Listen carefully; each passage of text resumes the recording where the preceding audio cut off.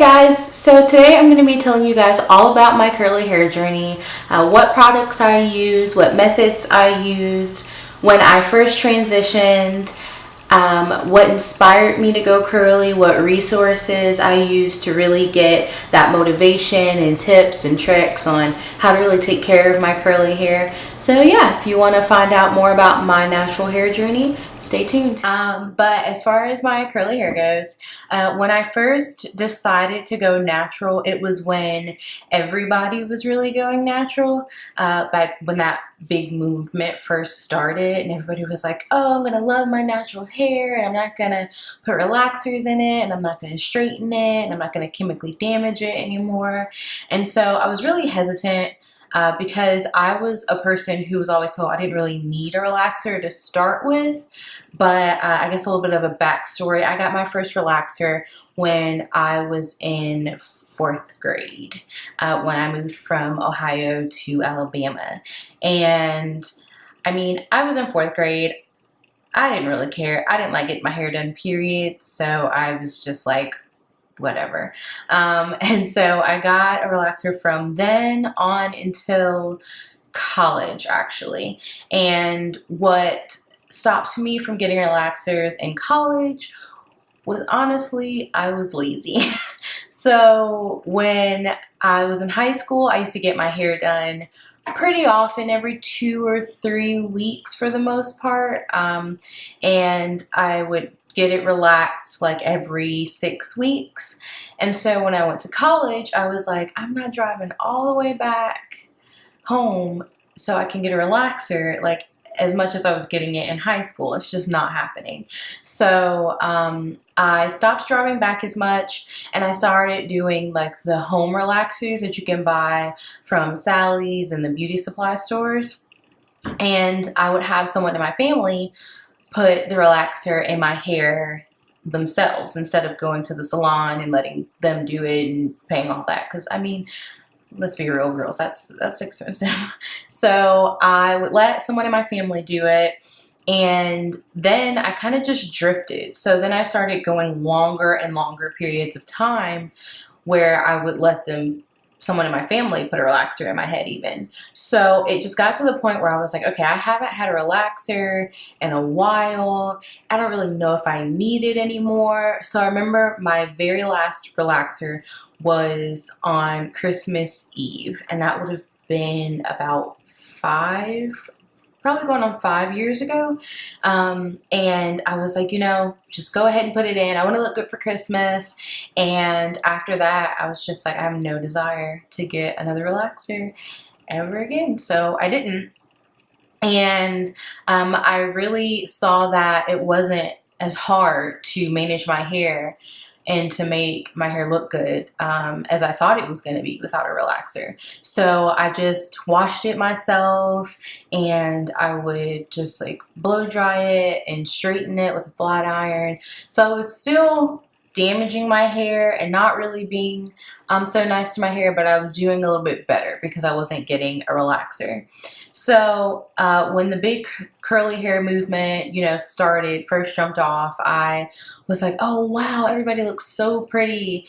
And I remember when I was little and I was still living in Ohio, my mom washed my hair one day and I saw how curly it was. I looked in the mirror and I was like, wow, my hair's so pretty. It's so curly. And she wouldn't straighten it, but like when you're little and you get like those little girl pigtails, that was my watch, by the way. You get those little girl pigtails in your hair with like the barrettes and like the little scrunchies and ball things that they put in your hair. Yeah, that was me. I'll insert a picture for you. And I noticed that my hair was so curly right after she washed it, before she had done anything else to it. And I was like, Mommy, please let me wear my hair like this to school, please, please. So she let me. And there was no product in my hair, so I got some funny looks at school the next day. But I was little, so I didn't care. But I knew my hair could get curly. So as an adult, I would see all these other girls really embracing their natural hair and their beautiful curl patterns and beautiful textures. And I was like, wow, I want to do that. So I washed my hair, and I didn't have any idea like what products I should even be using, what products would work best for my hair. I just was winging it. So I washed it and I left it curly, and I think I went to Walmart and bought a couple of things. I mean, I got on YouTube and I remember watching the Glam Twins and their whole curly hair journey, and watching a few other people with their curly hair journeys, and I saw the products that they used. So I said, oh yeah, I should use the same things they use because they have curly hair. It's gonna definitely work for my curly hair. So I think I went to like Walmart and TJ Maxx and bought a bunch of curly hair products. Pretty much if it said curly hair on it or moisture, or if I had seen it in a YouTube video, I bought it. And I tried to use it for my curly hair.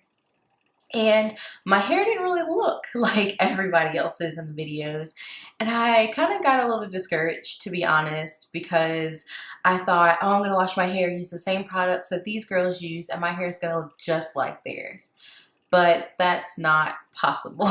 If you don't, I mean, everybody has different hair. Even the Glam Twins, they're twins, and they have different curly hair patterns. Some like one product versus another product. So nobody's hair is the same, and that is a lesson that I had to learn early on in my curly hair journey.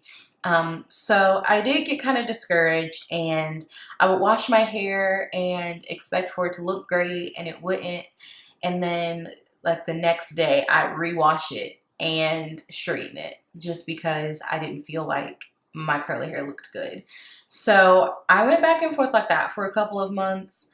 I spent a lot of money on curly hair products, just going through them, testing them out, trying to find what works best for me. And I probably actually damaged my hair a good bit in that process because I was also washing it a lot, and if I didn't like it, turning right around and rewashing it and straightening it. So my hair went through a lot. It went through a lot those days. But finally, one day, I don't know what happened, I washed my hair and I said, hey, whatever it looks like, that's just what it looks like. And I'm just going to wear it, because I also had to remember that I was in a transitioning period. So I was coming out of a relaxer. I was coming out of still flat ironing my hair. Well, I had been 5 years, 4 years at that point, post relaxer, I believe, like 3 or 4 years post relaxer at that point. But I was still flat ironing it all the time. And so I would wash my hair, blow dry it, flat iron it. 2, maybe 3 weeks later, wash it again, blow dry it, flat iron it.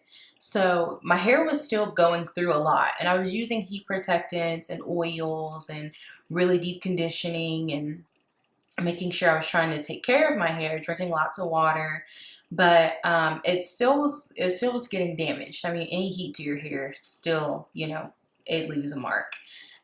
So I finally decided, you know, whatever, I'm not going to flat iron it no matter what it looks like. I'm just going to wear it curly. And I remember I wore a lot of buns. I switched from looking at how to do wash and goes on my hair, my natural hair, to how to do other kind of styles, like other protective styles, so buns and different ponytails and ways to wear it up, and roller sets and all other kind of things I could do, rod sets, to really help my hair get healthy but not flat iron it at the same time. So I did that for a while, and I think it really helped. So I didn't do the big chop at all. I just let my hair naturally transition, and there came a time after a couple of months where I noticed a really nice curl pattern from like here to like here. And I was like, well, I am not cutting my hair off. I've always had long hair, pretty long hair. It's always been to like at least right here ever since I was little. So I was like, I can't cut my hair. I just can't do it. I can't imagine myself with short, super short hair. Can't. So I let it grow out to about like right here, that nice curl pattern. And then one day, I don't know what got into me. I hadn't been drinking anything at all. And I was like, I am going to cut off these dead straight ends because they just weigh my hair down, and I see this really nice curl pattern, and I really want to embrace it and let my hair look gorgeous. So I'm going to cut off these straight ends. So I got a pair of scissors and I went to the bathroom sink and I just started snipping. And I remember after, I felt so relieved and so like proud of myself, where a couple months before, had I couldn't even stop flat ironing my hair because I didn't think my curl pattern looked good enough, or I didn't like the way my hair was transitioning or the way it looked while it was transitioning.